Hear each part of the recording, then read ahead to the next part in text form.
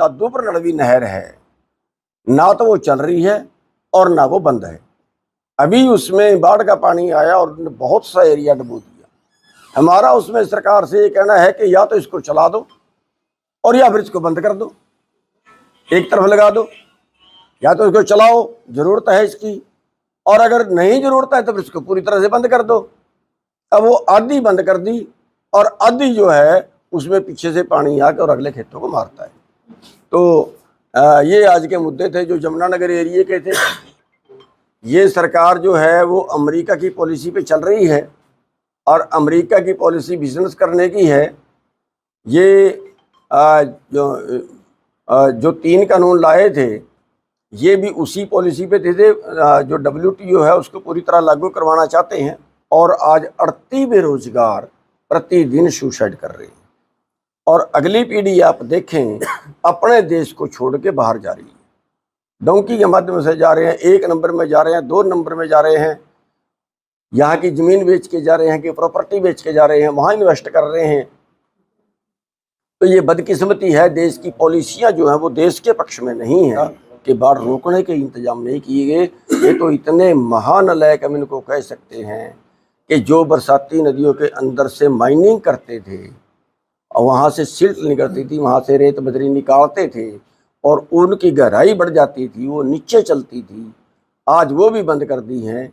या जहाँ से उठाते हैं तो पैसे लेके भ्रष्टाचार हो गया, तो वो जो है उनका स्तर ऊंचा हो गया और वो और ज़्यादा किनारे तोड़ना उन्होंने शुरू कर दिया। देखिए हमारी जो सरकार है ना, इनमें इंसानियत नहीं बची हुई। मैं किसान की फिलहाल बात कर रहा हूं। मैं जो बात कर रहा हूँ, मैं 2 चीज़ कह रहा हूँ आपको कि जहाँ बरसाती नदियाँ हैं वहाँ सारी किसानों की ज़मीन है, सरकार की नहीं है, और वहाँ से कोई अपने खेत से रेत खोद के और अगर उसको बाहर कहीं ऊंचा अपना खेत करना है तो नहीं डाल सकता, एक ट्राली भी। दूसरी चीज़, जो सिल्ट पड़ गई है खेत में, हम ये कह रहे हैं कि सरकार उसका मुआवजा दे। पहले तो उसका मुआवजा दे, उसने फसल भी खराब की, उसने खेत भी खराब किया, कई जगह पे बांध टूटे और अगर 2 किले तक उसका नुकसान कर दिया, ऊंचा नीवा कर दिया वो। अब वो लेवल करना पड़ेगा, उस पर खर्च आएगा, और जहाँ पे ज़्यादा सिल्ट गई है क्यों ना उसके बेचने को इजाज़त देनी चाहिए उसके, अगर उसमें ज़्यादा मिट्टी पड़ गई है तो। वो तो किसान का अपना खेत है, सरकार का थोड़ा ही है। वो तो खेत किसान को देख रहा है कि मेरे को ऊंचा खेत चाहिए कि मेरे को नीचा खेत चाहिए। तो सरकार से मुआवजा भी चाहिए और जो रेत उठानी है उसका भी चाहिए। बिल्कुल चाहिए, नुकसान नहीं हुआ उसका, अगली फसल भी नहीं होगी, पिछली तो हुई नहीं, अगली भी नहीं होगी ना उसकी। अभी ये सिक्योरिटी बढ़वा रहे हैं, सिक्योरिटी ट्यूबवेल लोग, उसमें इन्होंने शर्त रख दी है कि उसमें 3 स्टार मोटर चाहिए। 2 शर्तें रख दी हैं, एक 3 स्टार चाहिए और एक उसी कंपनी की चाहिए, केवल 4 कंपनियां तय हैं। भाई जब 3 स्टार की शर्त रख दी तो कंपनी की शर्त साथ में क्यों है? जब 3 स्टार की शर्त रख दी है तो वो 4 कंपनियां क्यों? फिर तो जो मर्जी बढ़ाए।